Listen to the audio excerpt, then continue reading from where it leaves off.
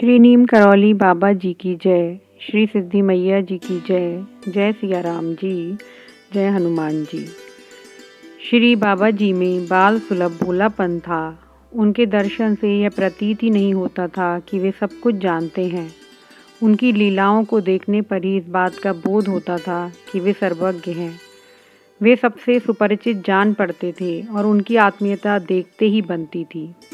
सभी व्यक्तियों के मन और मस्तिष्क में उनकी पूर्ण दृष्टि रहती और वे उनके विचारों और भावों को जानते थे। उनकी वाणी सार्थक होती रही।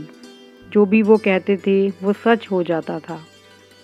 वे अव्यक्त इच्छाओं को पूरा करने में और लोगों को चिंताओं से मुक्त करने में सफल रहे। और यही सब बाबा जी महासमाधि के उपरांत अभी भी अपने भक्तों के साथ अपनी कल्याणमयी लीलाओं के माध्यम से कर रहे हैं। Shri Ram Narayan Sinha sub inspector police महाराज के भक्त हो चले थे। उनको उत्तर प्रदेश सरकार की पुलिस सेवा में कार्य करते कुछ ही वर्ष हुए थे।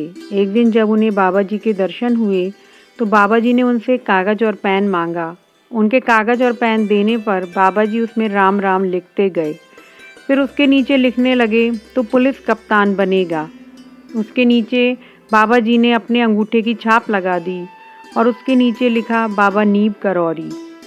बाबा का यह हस्तलेख सिन्हा जी ने अपने पास सुरक्षित रखा।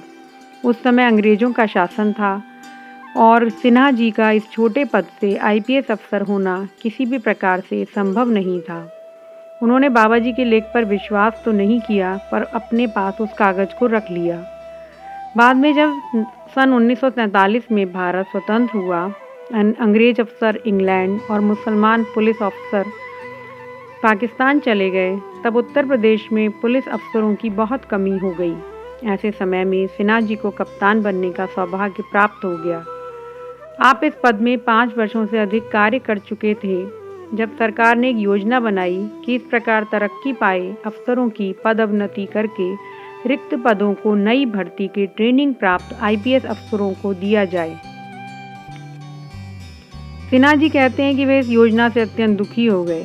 एक रात वे अपनी पत्नी से कह रहे थे कि वे अब अवकाश ग्रहण कर लेंगे और यदि आवश्यकता हुई तो त्याग पत्र भी दे देंगे, पर लज्जित होकर आगे कार्य नहीं करेंगे। इतने में आपको अर्दली ने सूचना दी कि बाहर सड़क पर एक बाबा जी आपको याद कर रहे हैं। आपने वहां जाकर देखा तो ये थे बाबा नीम करौरी जी महाराज। आपको देखते ही बाबा खुद ही कहने लगे, नौकरी नहीं छोड़ेगा, हमने कह दी तुझे कोई नहीं हटा सकता। इसके बाद जो लिखित आदेश आपको सरकार से प्राप्त हुए उसमें आपकी विशेष सेवाओं को ध्यान में रखते हुए आपको पक्का आईपीएस ऑफिसर बना दिया गया। एक दिन बाबा जी ने रात भर पूरी सब्जी बनाने का आदेश दिया। कई मन पूरियां उतारी गईं। आश्रम में कोई उत्सव था नहीं। बाबा के इस आदेश का प्रयोजन किसी की समझ में नहीं आया। दूसरे दिन अन्य दिनों की भांति जितना प्रसाद वितरण होना था हुआ और बहुत अधिक मात्रा में तैयार सामान बचा रह गया। इतना सामान व्यर्थ हो जाएगा ऐसी शंका से कार्यकर्ताओं के मन में विचलन हो गया।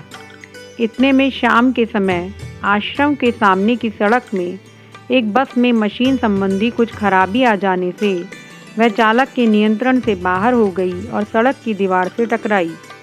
उसके आगे के 2 पहिए सड़क के बाहर खड्ड में चले गए और गाड़ी सड़क के आर पार इस प्रकार खड़ी हो गई कि उसके दोनों ओर लगभग 150 बसों का जमघट हो गया। उस समय कैंची में एक चाय की दुकान के अलावा और कोई दुकान नहीं थी। धीरे धीरे कैंची की घाटी में अंधेरा हो गया और इस विषम परिस्थिति का किसी के पास कोई उपचार भी नहीं था। बस में बैठे लोगों को भूखे रहकर रात भर सर्दी खानी थी। बाबा जी ने सब लोगों को आश्रम में बुलाकर गरम गरम चाय पिलाई और भरपेट खाना खिलाया।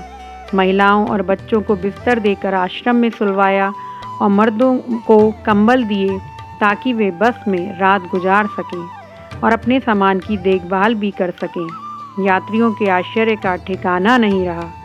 जो सुख सुविधाएं उन्हें प्राप्त हुईं उसकी उस समय उस निर्जन स्थान में वे कल्पना भी नहीं कर सकते थे।